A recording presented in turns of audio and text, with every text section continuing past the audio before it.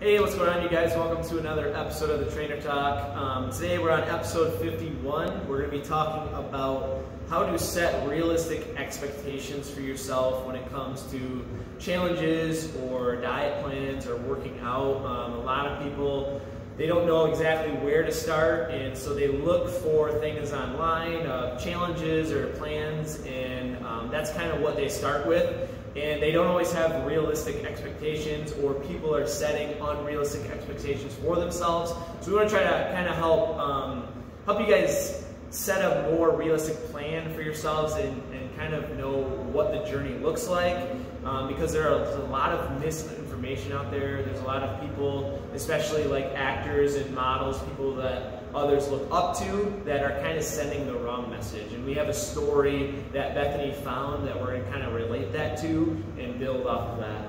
Yeah. Starting off with kind of like challenges, especially, is you see all these transformations that people post, different programs, or if they're promoting their whether it's their diet plan or their workout plan, and they have these transformation pictures, which that is what kind of sells it. It's proof that hey, this is what can happen if you follow this program. But it's always the best of the best.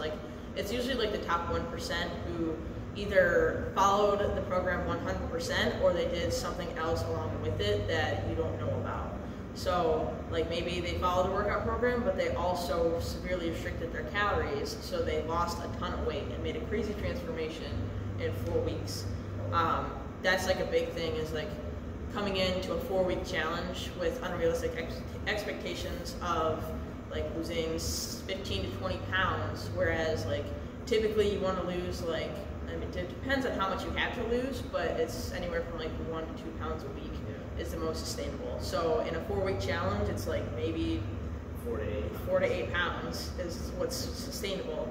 And that's the thing that we see with a lot of people, is if they do have such a dramatic transformation, they lose 20 pounds in a 4-week challenge, then they gain it back in a month or two.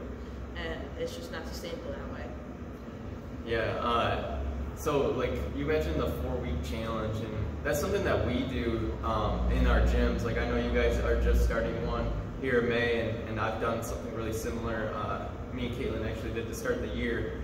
The difference between a 4 or 6 week challenge that we would do here in the gym versus one you would see online or on a magazine or something along those lines that your favorite actor or actress did or model did, is that we incorporate the sustainable approach. So we're not going to tell you to only eat 1,000 calories and work out 5 or 6 days a week. We're going to have you work out a few days a week, get that resistance training in to help sculpt the body, but also eating a sustainable amount of calories to lose weight, Bethany said, 1 to 2 pounds per week. That's way more sustainable in the long term than severely cutting your calories or restricting your calories and losing a bunch of weight, but trying to keep it off. I think we've seen that plenty of times. I mean, I've only been doing this a year and a half now. Same with you, Bethany, around there. And I've seen countless people lose the weight, but put it right back on. And a lot of times these people have done a diet plan, whether it be Octavia, I've heard of, the Atkins or keto diet, different diets that always get sold to people because they see these transformation pictures and they're oh, I want to do that, I want to be that, not realizing you're going to have to eat half of what you're eating right now, and that's not sustainable for the long run. Yeah. So I think our approach is the best approach. I think that's what you're getting when you pay for a nutrition or a personal trainer. It's a sustainable, a long-term, lifelong approach. Yeah, it's more habits coaching, which isn't super sexy. That's probably why it doesn't sell as good as the lose 20 pounds in 4 weeks. That sounds amazing, but then what after the 4 weeks? And that's kind of why we choose to take a different approach with it, is we're teaching people the habits to where they're not just going to lose. They might lose 4 pounds in a month instead of 20, but they're going to continue losing weight week after week for the rest of the year if they stick to those habits.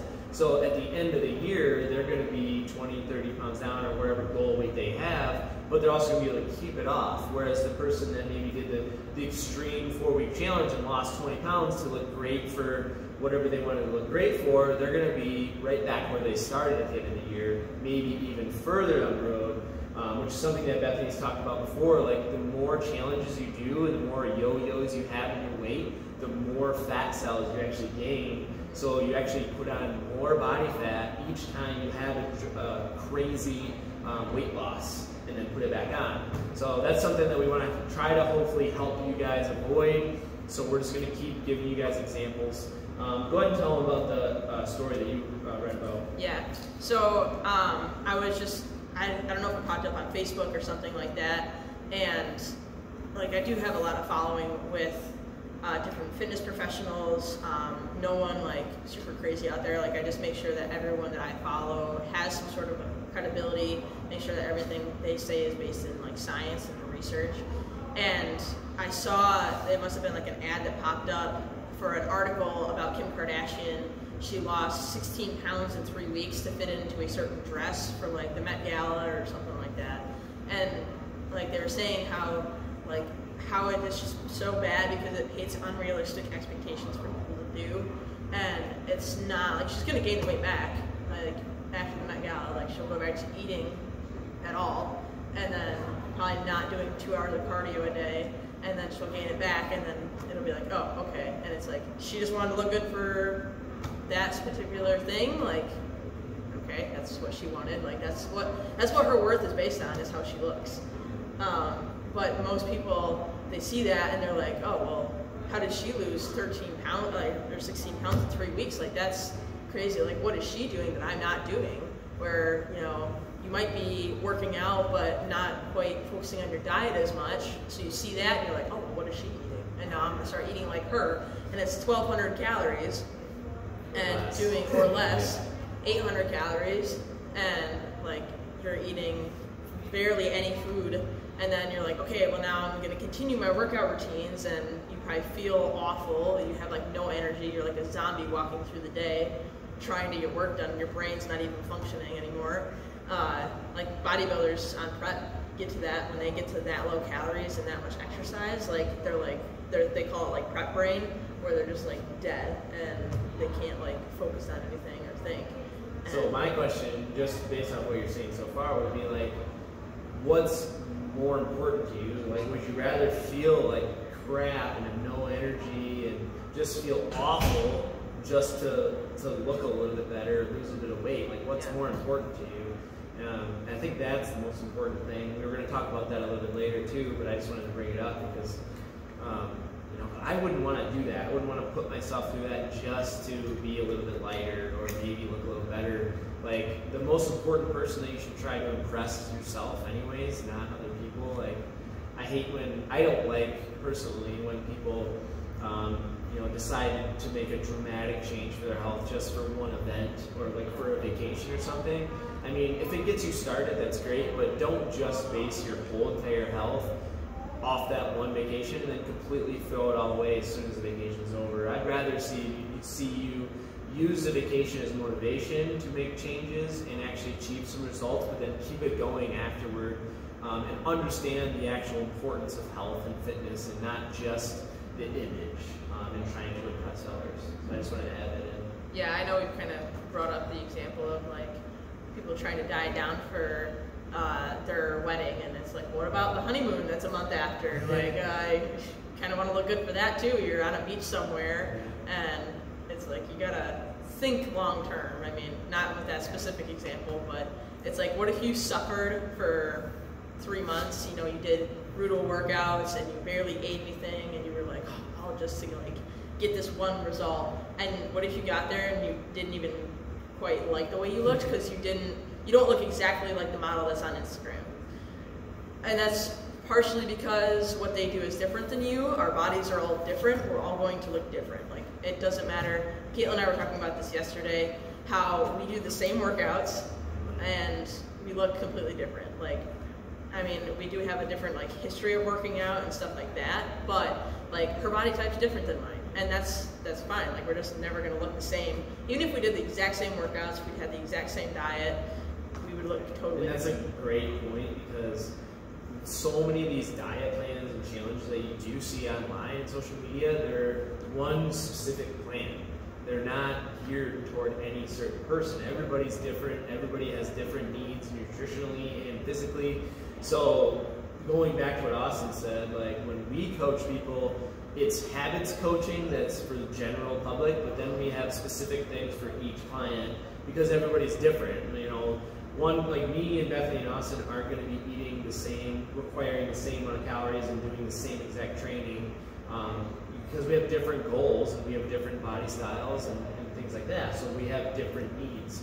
So you can't do the exact same thing as somebody that you see online and expect the same results. That's a really good point. So yeah, that's a great point. I think too, like coming kind of back to your point about like Kim Kardashian and just like people, I guess like social media figures in general that are like constantly posting, you know, like model-esque photos, and even from the guy's point of view, like the bodybuilders point, like posting their photos posing after a good pump and things like that. Like those guys and those women, it's so unfair to compare yourself to them, because most of the time the guys are on some gear and the girls are probably doing something ridiculous or have had like some type of surgery, like Kim Kardashian. Like she's had who knows how many countless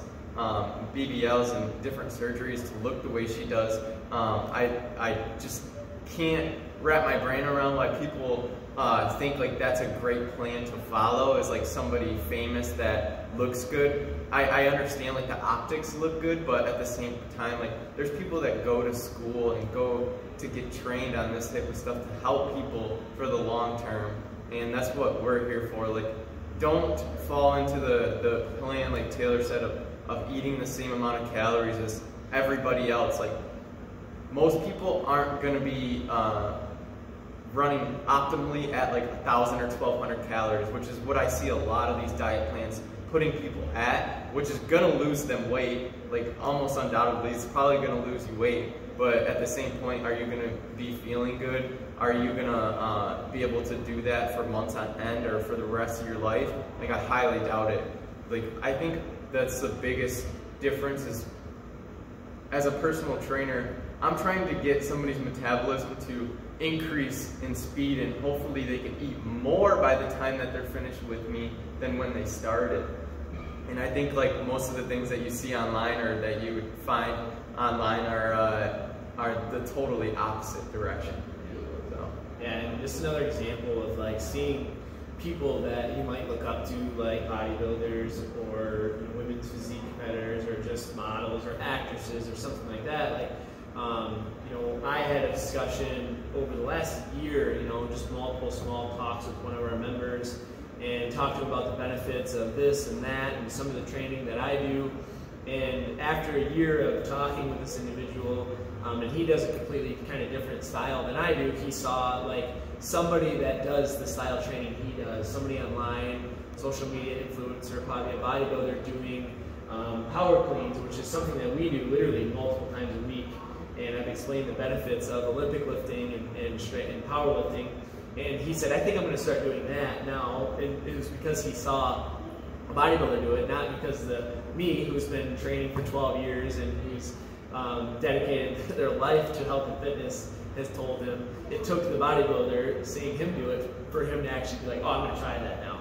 So these people have a lot of influence over you, and that's great. I mean, I'm not discrediting them in any way. Like, I'm sure all these people work really hard, but they're just kind of portraying the wrong message is what we're trying to say. Like, we don't want you to take the message away, I can lose 16 pounds in 3 weeks. We want you to take the message away, like, I should start working out and eating better.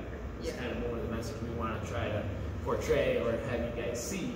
So just think about that, like when you choose to start a new challenge or goal, maybe don't ask yourself like, oh, if it worked for them, it's going to work for me. Maybe ask yourself like, can I actually do this for a long time?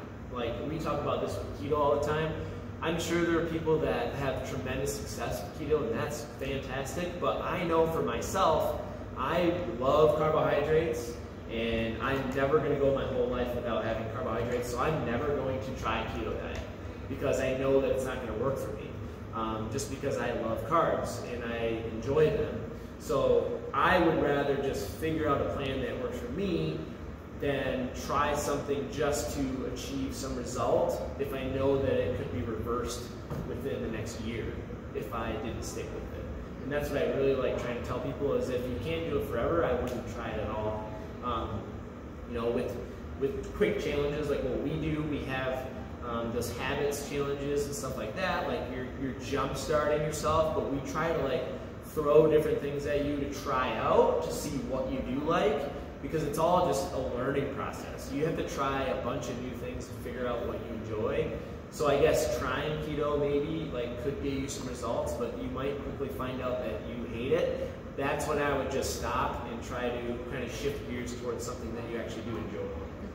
Yeah, like I do agree that it's good to experiment with different things, find out what works best for you, and you can take things from different, like if you do want to try different challenges and diets, like, oh, well, I really like this form of exercise and I could do that, you know, every day. I look forward to doing that. Great, like do that. That's what's you're gonna be able to do long term and see the best results from. Or if it's high carb diet, then cool, like do that. Or if it's low carb diet, keto, like, hey, if you want to do that for the rest of your life, you don't care about ever eating like pizza or cereal or whatever, again, like potatoes, I don't know. I like potatoes, so I couldn't do it. I also couldn't do the keto diet because it comes down to, I mean, calories, we do talk about calories in, calories out a lot, and yes, it's more complicated than that. Not from a physiological standpoint, sometimes it's more of like people's habits, which is why we focused on their habits and what's going to work for them. There was a study that controlled for calories and protein intake in people, and they varied. One was a high carb diet, low fat, one was high fat, low carb, and they lost the same amount of weight, same amount of body fat. Like it might have been like slightly better in the high carb one, but when like calories and protein are where they need to be, then it really doesn't matter about your carbs and fats. So if some people like having more carbs and less fats, that's fine. Like as long as you can still lose weight as long as you're in that calorie deficit. And I think people think they put a little bit too much emphasis on the magic of certain diets, like the keto diet or intermittent fasting or the Atkins diet or Octavia, which we were discussing earlier, of like seeing the transformations and saying like, oh, it's this diet that's going to get me to where I want to be. Like it's this workout program that's going to get me the body that I want. And, like having the idea that there's like magic programs and like there's just the one program that's going to like finally click and work for me. And the more and more that I see people and for myself, there's nothing magic. It's just doing the simple stuff over and over and finding what works for you. Yeah, I mean, I wish there was like a magic diet or pill that I could prescribe to every client. Wouldn't that be like so much easy? Yeah. Yeah. But kind of coming back to what you guys said, like the idea like that you can do different things, you can try different diets, different styles of programming, and take a little bit from each one. I think that's a great mindset to have. I think it's something that we've all done though. And we kind of touched on this last week in our conversation, like all the different training styles that we've tried or all the different dietary approaches that we've had. And that's kind of what, in ways how we differ from most people in the general public is like, we've tried all these, we know pretty well what works and what doesn't, and we can dispel that to you before you even start, which is like really, I find really beneficial. I wanted to mention too, like, just the fact that like these diet plans that we're talking about doesn't mean that you can't try them, but they are expensive too. Like I was looking up some different pricing, and I feel like the pricing for those versus like what you could get from a coach, and the coach isn't going to be like ideally, probably not with you the rest of your life. Like hopefully it only takes us some time, like maybe a year, some months to teach you what we can teach you, and then you can carry that with you. That information is so valuable, I feel like, and the information that we even put out here for free is really valuable. And that's like how we differ. We're not all about the money.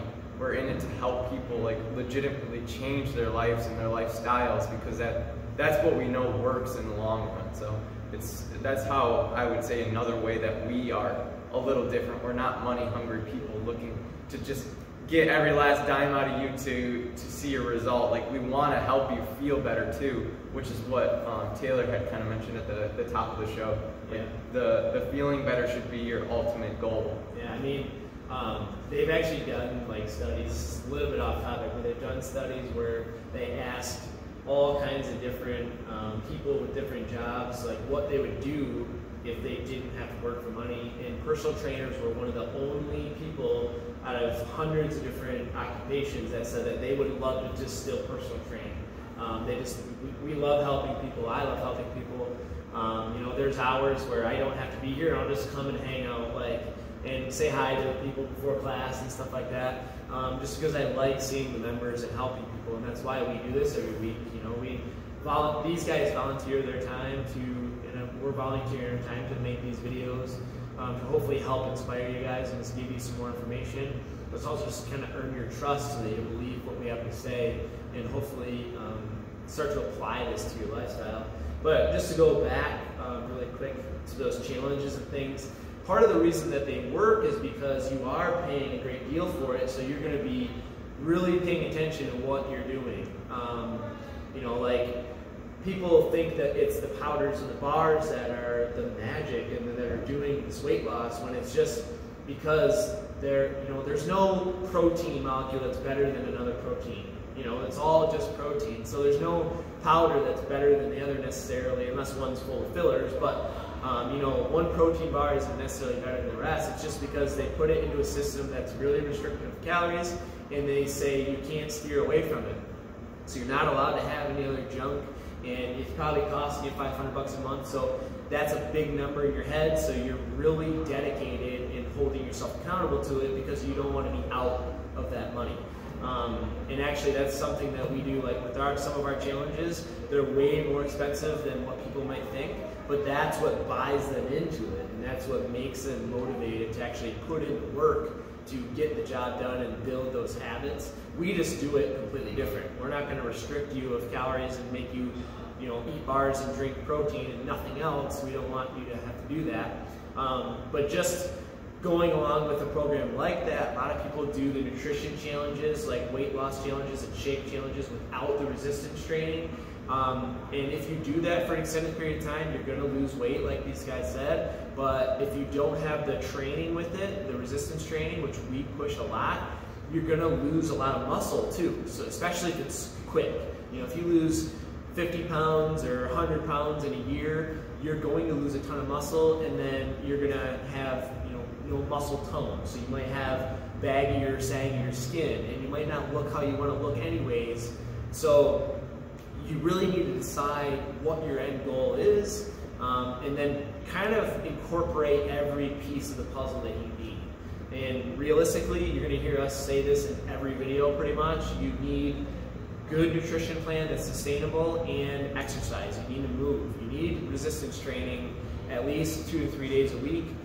We say it all the time, like during the winter time, people are really good about resistance training, maybe even up to 5 or 6 days a week, which is awesome, but in the summertime they completely quit and then lose their results and they have to start back over. So we say dial it back and try to get at least 2 in. So if you're getting your resistance training in, you're going to actually get way better results in the long run, then you won't have to restart at the end of it. So, and a lot of people, when it comes to nutrition and working out, they either hate working out or they hate eating healthy. And so we were talking about this before, like, what do you hate more, working out or not looking the way you want to look? Like, decide which one you don't like. And the fact of the matter is, if you don't like, if you don't like the way you look, or you're not comfortable in your skin, you're living with that 24 hours a day, 7 days a week. If you hate working out, it's literally 30 minutes, 3 days a week that you have to hate working out. So would you rather suffer for an hour and a half or suffer 24/7? And so that's kind of the question that I would encourage you to ask yourself. Same thing with the nutrition. It's like people love eating junk food, and that's what's causing them to be obese. Like, do you like that 10 seconds of satisfaction better than feeling good 24/7? Because if you ate healthier and you lost weight and you had more energy, you're gonna feel good every single day, 7 days a week. But if you go out and get McDonald's or Dairy Queen or something every single day because you like the taste, that taste lasts 10 seconds, but the effects last forever. Literally can last forever, and you're never gonna achieve your goals. So you really need to ask yourself, what do you like more? Do you like feeling better more, or do you like Dairy Queen more? Do you like, do you hate working out more, or do you hate feeling like disgusted every single day and low energy? So decide that, and that will kind of dictate what you're going to be doing with your time, nutrition and fitness wise. Yeah. Just one little quick note on the subject of like, okay, if you're going to eat this thing, then you might feel awful later, but then if you do something good, you're going to feel good later. Maybe you don't feel good in the moment for a workout or something, because I mean, sometimes we question it. We're like, why do we do this again? I was like, why am I putting myself through this pain? Like, and then like riding the assault bike, I'm like, why did I do this again? And then afterwards, you feel so good, and like throughout the rest of the day, like you feel better just because like you know that you like got it done. You pushed yourself hard, and you did what you needed to do to get to where you're going. Like really just like loving the process of that. Whereas like the one night we went out to dinner and I had a greasier food that it was the deep fried steak bites at Piaggio's because people rave about them, and it gave me a stomach ache that night, and I was like, that was not worth it. Like it was good to like to try it, but like I would not get it again because like it's just not worth feeling like garbage 2 hours later for just like short-term pleasure. It's just just kind of like weighing what. Yeah, it's like weighing the options. Like what's worth it, what's not. Yeah, and like knowing what kind of sacrifices you're gonna want to make. I think that's a big thing of people. They sign up for the challenge and they're so excited, but then they don't want to change any of their habits, or they're not prepared to make certain sacrifices, and that's just kind of what has to happen. And literally, the results come down to not wanting it bad enough. Yeah. You have to want it more than what you're currently doing in order to achieve it. So yeah, if you have people that say, well, I don't want to give up this or that, we're going to say, then you're not going to achieve your goal. You just don't, your goal isn't important enough yet to achieve it. And unfortunately, most people's goal isn't important enough yet until something traumatic happens. Like they develop heart disease or diabetes or something like that, where they do get to the point on the scale where they're extremely unhappy, and then they decide to make the change, where we would rather see people just make the changes before the problems happen. We would like to try to prevent disease and not have to try to fix it after it happens. So, just another kind of sidebar. Yeah. No, I think you're right on. I think too, like I wanted to mention, you explained it. I know that you didn't mean it this way, but like it's not always black and white either. Like you can't work out and be a healthier person, eat healthier most of the time, but then you can also have those sweets and the Dairy Queen, and that's kind of the fun part about working out, is that we allow ourselves a little bit more leeway with our calories because we've established enough muscle mass and like our metabolism is higher, so we can eat a little bit more sometimes. So that's kind of the fun part too, is like you shouldn't look at it as this thing that's detrimental because you don't get to eat something that tastes good all the time, or you don't get to sit on the couch and mindlessly watch TV all the time, which is way easier. But kind of like you said, it's a lot harder to look in the mirror and be dissatisfied with yourself. Sorry, I couldn't speak there. Or be in pain or dislike something for 30 to 45 minutes a day. Like it's your choice. Yeah. And I think hopefully like in the future we see that being pushed more, like because the way that obesity and overweight, even like children, is going right now, like the rate that it's going at is insane. It's something it's scary. Yeah, it really is. I think that's partly why we're all here. Yeah, I'm glad you brought that up, because actually we just talked about it before we started recording. Was like, you could eat one piece of broccoli a day and you're not going to get healthy. You could also eat one Oreo a day and you're not going to be unhealthy. So it's all about the balance. Like, and the way I meant it was, if you're not going to give up eating junk food every single day, day after day, for lunch or whatever, for dinner, then you're not going to achieve results. But the way we do it, like I tell my clients all the time, and I tell these guys all the time, like, you know, I'm pretty much on track all week for almost all my meals. About 80% of the time I'm eating really good nutrition-dense foods. And then I enjoy a blizzard once a weekend or every other weekend. And on holidays, I feel like holidays, for most of our clients, they dread holidays because they know that they're going to be eating unhealthy. Whereas me, like, I'm excited about it. Like, I can't wait to eat unhealthy and enjoy it because I work really freaking hard at my nutrition and my fitness all year. So I don't get upset about eating poorly on the holidays because it's almost like a reward for us. Because we actually put in the time and the effort during the week and all year long to where, you know, you don't have to stress out about the holidays. It's not going to derail me on my results. You know, 6 meals out of the year. Yeah. That, you know, it's not going to affect me very much, but I'm going to get to enjoy it. So I just, you know, wanted to throw that in there as well, because I feel like a lot of people stress out about certain things in life. The timing's not always right. Maybe they want to do these quick challenges because they don't want to dedicate that much time to fitness and nutrition. But the reality is you have to dedicate some time to fitness and nutrition. But I think people overestimate how much time they need. Realistically, 30 minutes, you know, 15 minutes a day or 30 minutes 3 times a week for fitness. Nutritionally, we always recommend if you can go 70-30, 80-20, good nutrition, and then throw in some stuff that you maybe enjoy. It's more about the calories though, like Bethany mentioned. You know, if you're just getting the right amount of calories in, not too much over what you need, but not too much under what you need, you're gonna get results eventually. You're gonna actually achieve your goal. So, I don't know if you guys have anything else to add, but bottom line is, guys, when it comes to these challenges and people that you see on social media promoting their products or their diet plans or their training methods, you know, there's not really a magic pill or diet or supplement or training plan that's going to get you crazy results. The thing that's really going to get results is just something that's sustainable, sticking more to the basics. And unfortunately, it's really boring, but that's what it takes. You know, it's no different. It's no different than just waking up and going to work every single day of your life. You know, you just got to do what you got to do. What I encourage you guys to think about is just, what do you want more? What do you want more? Do you want to be fit and healthy and have more energy and feel comfortable in your skin? Or do you want to eat unhealthy foods just to get that satisfaction and be uncomfortable in your skin and have no energy? Like, what do you want more? If you do want to feel better and have more energy and achieve your goals, you're going to have to make those sacrifices, and you're going to have to change your ways, and it can't just be for 4 weeks. I think that's the bottom line of this whole thing, is you can't just lose the 50 pounds or whatever you want to lose in 4 weeks or 6 weeks or 8 weeks. It's got to be a lifestyle change. I wish we could go to work for 1 month and then never have to work again for the rest of our lives to make that much money.